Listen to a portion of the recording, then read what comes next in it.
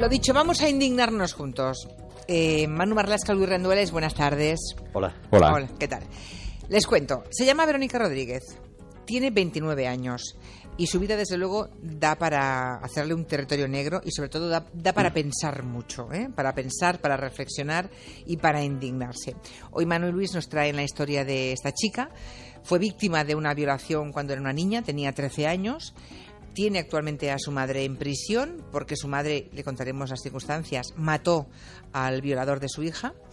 Y ella misma, la violada, está pagando una indemnización por este crimen a la familia de su agresor sexual. Bueno, por mucho que os esforcéis, yo creo que no voy a entender nunca que una víctima de violación pague a la familia de su agresor. Pero vamos a empezar por el principio.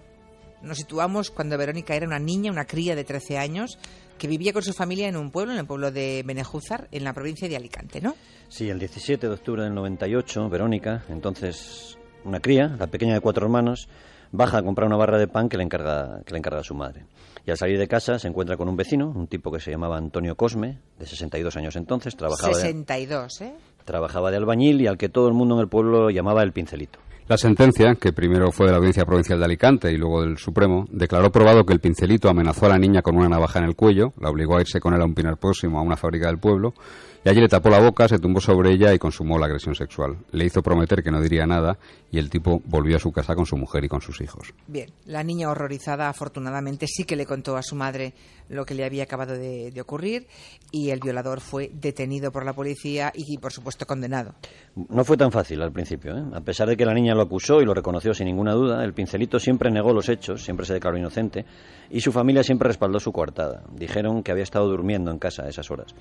Es una familia numerosa, conocida en el pueblo y con muchos amigos, al contrario que la familia de Verónica. Y mucha gente se puso del lado del Pincelito, sobre todo cuando un informe médico certificó que Verónica no tenía roto el himen. Por suerte para Verónica, el agresor había dejado restos de ADN, de semen en su ropa y en su cuerpo, y ese ADN coincidía con el de Cosme, así que era una prueba absolutamente definitiva para poder condenarlo. La probabilidad de que hubiera sido otro hombre el agresor era, según la sentencia, de 8 entre 1000 billones. Vale, o sea, que queda clarísimo. Bien, ese violador, ese albañil, casado y padre de familia, por tanto, ingresó en la cárcel por el delito que había cometido por violación. Entró en prisión, tenía que cumplir 9 años de cárcel, además de pagar a Verónica 3 millones de pesetas, 18.000 euros. En la Navidad del año 2004, el Pincelito, que como la gran mayoría de los delincuentes sexuales tuvo un comportamiento modélico en la cárcel... Claro, no tienen niñas a las que violar. Y necesitan protección de funcionarios también para evitar agresiones, etcétera. Bueno, decía que en aquella Navidad, en 2004, el Pincelito logró su primer permiso de salida y esos 4 días estuvo en su casa prácticamente sin salir. A ver, un momento, decíais que el agresor, el Pincelito, era vecino de la niña a la que violó. Y decís que él volvió a su casa.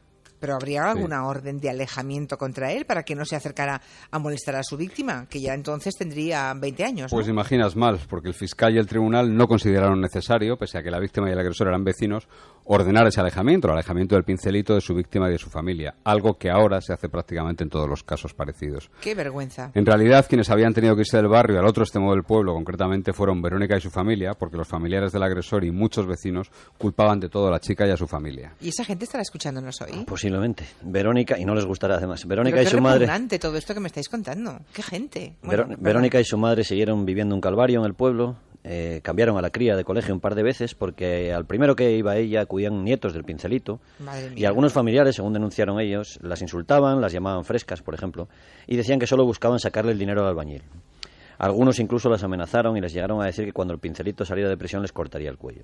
Hay una frase de un vecino que recoge nuestra compañera Vanessa Lozano, que es una joven sucesera, en un reportaje y que resume el ambiente de por lo menos una parte de los vecinos, ¿no? Dicen, si la hubieran violado de verdad, la niña no habría ido al colegio a los pocos días. De verdad quiero pensar que serán pocos, porque si no me quiero imaginar un pueblo poblado por personas de esa catadura moral. Bueno, imaginen a esa niña, ya una joven con 20 años, víctima de una violación cuando tenía 13, y a su madre, a las que la gente en el pueblo, o como mínimo una parte de la gente, les da de lado encima y además las insultan y amenazan. Sí, desde poco después de la violación de su hija, en octubre del año 98, la madre, Mari Carmen García, acude en busca de ayuda a la unidad de salud mental del Hospital de Orihuela. La mujer se siente culpable de lo ocurrido porque se repite todo el rato que fue ella la que le pidió a la cría que bajara a comprar el pan, que si hubiera ido ella, pues nada le habría pasado, Pobre ¿no? mujer, sí. La posición de algunos vecinos tampoco ayuda demasiado, porque la hija es conocida en el pueblo como la violá, y ella se convierte enseguida en la madre de la violá. Me estoy poniendo enferma. Bien, así llegamos a junio de 2005, cuando este individuo, condenado a 9 años de prisión, de los que ha cumplido menos de 7, consigue otro permiso de la cárcel. Y atención, porque vuelve a su pueblo y no se esconde. Escuchen. No, esta vez no. El 13 de junio de 2005, según la justicia, luego el Pincelito ve a Mari Carmen, a la madre de su víctima, que está esperando el autobús tranquilamente en una parada cercana a una gasolinera de la avenida Juan Carlos I hacia las 10:30 de la mañana. El Pincelito se acerca por detrás a la madre de su víctima, la saluda y le dice: señora, buenos días, ¿qué tal está su hija? Mari Carmen, ¿puede ser más desgraciado? Bueno. Mari Carmen, que no sabía que el violador de su cría tenía un permiso de la cárcel, mucho menos que estaba en el pueblo, le contestó: maldito, maldito tú. Y el Pincelito se fue andando entonces tranquilamente hacia el bar Mari, donde entró a tomar algo.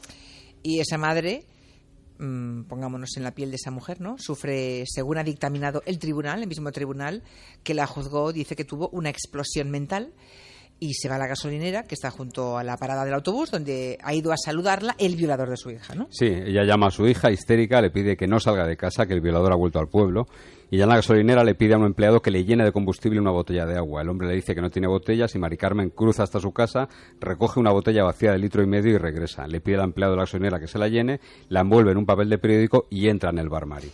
Entra en ese bar, allí está el violador de su hija, ese que acaba de saludarla preguntándole ¿qué tal está su hija? Y está tomando algo con un vecino. ¿Y entonces qué ocurre exactamente? El dueño del bar, Antonio Fernández, que conoce la historia, claro, como todos en el pueblo, trata de frenar a la madre y le pregunta: ¿a dónde vas? Ella contesta: aparta, Antonio, que no pasa nada, yo solo quiero hablar con él. Mari Carmen, la mujer, se abre camino hasta el Pincelito, que está acodado en la barra, y le da una palmada en el hombro por detrás y le pregunta: ¿te acuerdas de mí? El hombre contesta: yo con usted no tengo nada que hablar. Y la mujer entonces destapa la botella y le rocía de la cabeza a los pies con gasolina, mientras le dice: para que no me olvides. El Pincelito logra quitarla de un empujón, apartarla, la botella se cae al suelo. Mari Carmen tira entonces una cerilla que llevaba en la mano y el hombre se quema vivo de pies a cabeza como una antorcha, dijo el tribunal. También sufre quemaduras el vecino que estaba con él, el dueño del bar y otro cliente les ayudan con el extintor mientras la madre de Verónica se marcha del local. La Guardia Civil la detuvo pocas horas después, vagando desorientada por el puerto de Alicante. El vecino estuvo 231 días de baja, sufrió algunas cicatrices leves y Antonio Cosme, el violador, el delincuente, el Pincelito, tuvo quemaduras gravísimas y murió en el Hospital de la Fe en Valencia el 23 de junio de aquel año, del año 2005. Bien, la mujer fue entonces condenada por este crimen. Sí, Mari Carmen estuvo primero un año en prisión provisional hasta junio de 2006, mientras se celebraba el juicio. Luego fue condenada en 2009 a 8 años y medio de cárcel por el asesinato de Cosme y un año más por las lesiones que le produjo Alfredo, el otro cliente del bar al que quemó sin querer ella. Se aplicó entonces la eximente incompleta de trastorno mental transitorio que padecía la madre. En el juicio declararon varios psiquiatras que la llevaban tratando desde el año 98, justo después de la violación de su hija, y que certificaron su explosión emocional al encontrarse de pronto con el agresor en libertad y ver cómo él se dirigía hacia ella. Mari Carmen siguió en libertad a la espera de que el Supremo y luego el Gobierno, al que le pidió el indulto, resolvieran el caso. La condena fue rebajada a 5 años y medio de prisión por entender que la violación de su hija perjudicó su estado mental. La mujer incluso intentó suicidarse 2 veces antes de atacar a Antonio Cosme. Hizo vida normal, más allá de continuar con su tratamiento psiquiátrico, y no tuvo ningún problema con la justicia hasta mayo de este año, cuando tuvo que entrar en la prisión de Villena, en Alicante, para cumplir. O sea, esta mujer debe cumplir 5 años y medio de prisión, porque bueno, ya había cumplido 1. O sea, le quedan todavía 4 años y medio en la cárcel. Y ahora una pregunta absurda, ingenua por mi parte, pero ¿la van a indultar? El Gobierno ha rechazado el indulto, a pesar de que lo han pedido, además de la familia, claro, 5.000 ciudadanos y hasta 26 instituciones, incluida la Diputación de Alicante del Partido Popular. Bueno, igual Ido Gallardón, igual el próximo ministro es más sensible, ¿verdad?